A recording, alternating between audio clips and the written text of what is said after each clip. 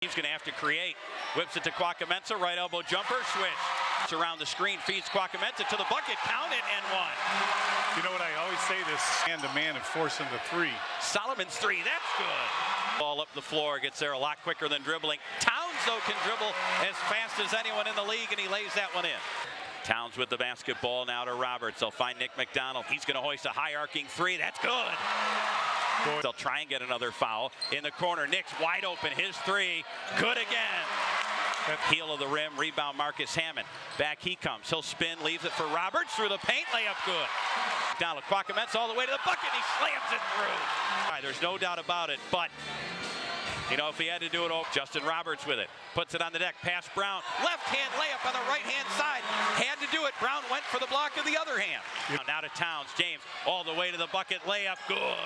14 to shoot. Marcus will hoist a three. That one on the way. Good. Count the bucket. And one more to the line he goes. For their last 7, that's why they got back in this game. Quacamenza takes it at Jelani White. No good. Stick back rebound is good. Hammond with it at the top. 12 to shoot. Hammond fakes towards the baseline. Feeds it in the post. Quacamenza off the window. Good. That's tough.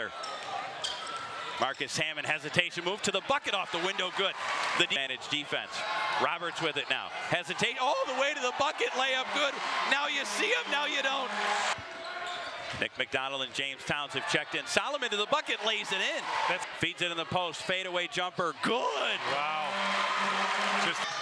James, little hesitation move on Brandon. To the bucket he goes, off the window. Good finish again by Towns. He has 9. That now 10 to shoot. Here's James, this time pulls up. Left elbow jumper, nothing but net. Out of Towns. That would be a deep three. He'll release. It's on the way, and it's good. Straight. Hammond now feeds it to Towns, right elbow. One dribble, free throw line jumper, good. James Towns, what a second half he's had.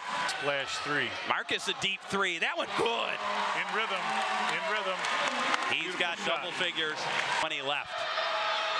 To Hammond, Marcus puts it on the deck. Floater, that one good. Over Hitchin for a highlight reel finish. Left wing, Raheem Solomon. Up top, Hammond. Marcus will release a three. Good!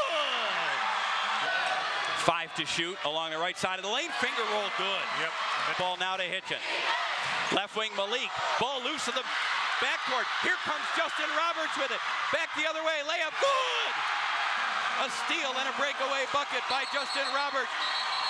The lead is 3 and a timeout called by the Golden Griffins.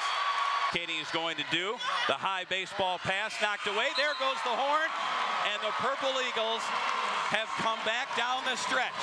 They score the game's last 4 points, and another chapter, another great one written here inside the Gallagher Center. Niagara wins it by 3. What a basketball game.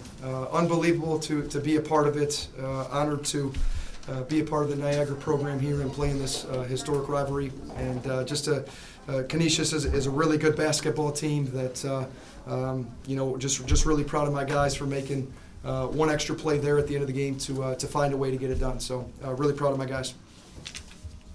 Seemed like a tale of two halves for you guys. The first half, you guys were up 10 and were kind of getting a lot of power doing offensively. Second half, they turned it on the boards. Can you explain the difference a little bit? Well, they're a very good offensive rebounding team. They had 2 at halftime, and they had 14 in the second half, and that seemed to be something that they talked about and went into it. And I really liked our defense because we held them to 38%, and you know, they found a way with their size and their strength, and you know, our guys continued to battle and you know, just came up with that one at the end.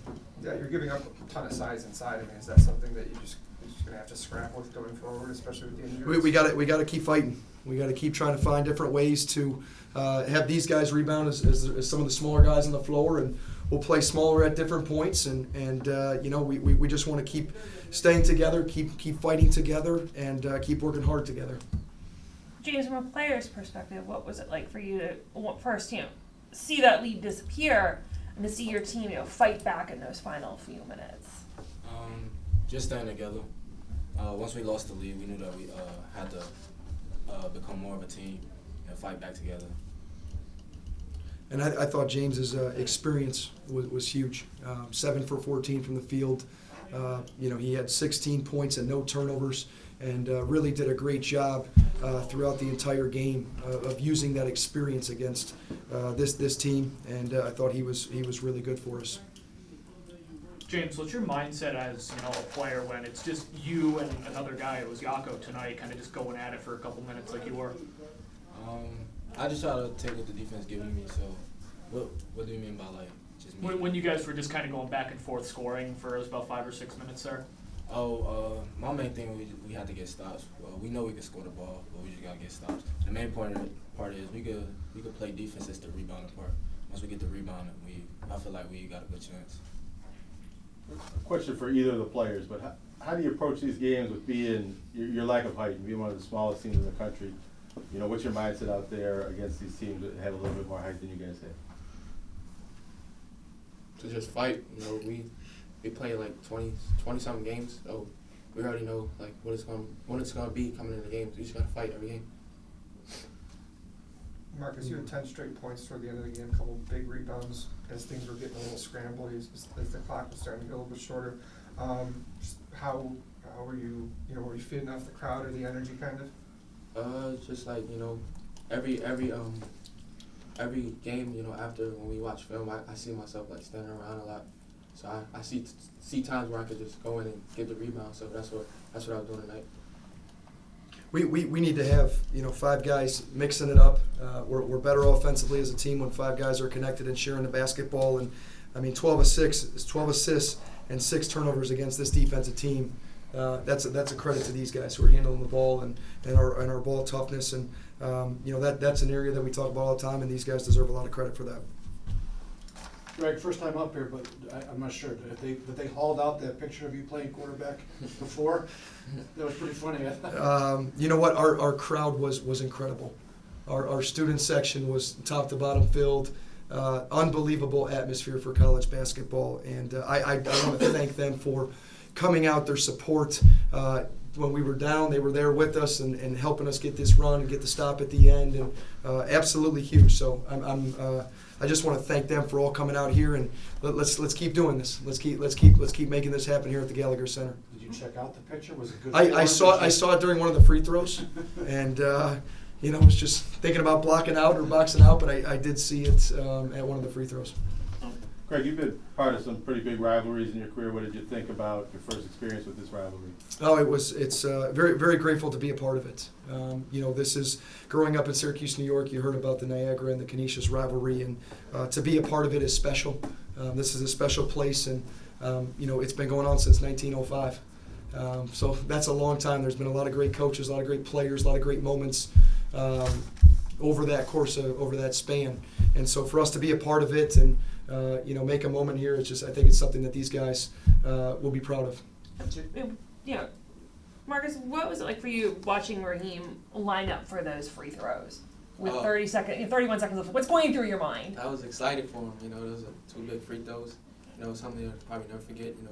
To win the game. So that was huge for us. You gotta really be clutch for those type of free throws. And he just had no worries about it. He had confidence. Just knocked both of them down. I was happy for him. James, the same question for you. What was going through your mind when you saw? I knew Raheem was gonna make the free throws. I'm pretty sure I seen him in them type of situations before. I've been playing with him for 2 years. I pretty much knew that the free throws was good. We practice free throws every day, and especially we at home. We shoot free throws pretty much good when we at home. So I knew that was good. James, you guys are 6-1 in your last 7 against these guys. You've been here for all those games. Is there something about the matchup that you guys like, or is there an extra gear you guys are hitting against them? Like I said, it's a big rivalry. So when this game come up, it's a star on our calendar, and we prepare for it pretty well every time. Coach, just to win like this, at home against the rival, do you think you guys momentum-wise in the last couple weeks of the season? Well, I think for us, it's we want to continue to get better. There's still a lot of time left in the season. We got another one on Sunday, so our process for how we want to continue to grow and develop as a program as we're working to create this identity, it doesn't change. Whatever the result may be, we're going to come back in. We're going to watch film Friday. We're going to see how we can continue to improve and the ability for these guys to continue to work. And we do have areas that we can continue to get better at. So that's exciting for us. The fact that we're going to watch this and learn and continue to try to get better as we prepare for the next opportunity. How's Craddock? Do you expect him to miss some time, or do you think he might be available to come back this weekend? We'll find out. Okay. Yeah, we'll find out with where things stand with him. Yeah. All right. Thanks for one. Yeah, and once again, I just want to thank our student section, the people on campus, our alumni, our fans, our support. Incredible atmosphere for college basketball, and made a big time difference for us. So thank you.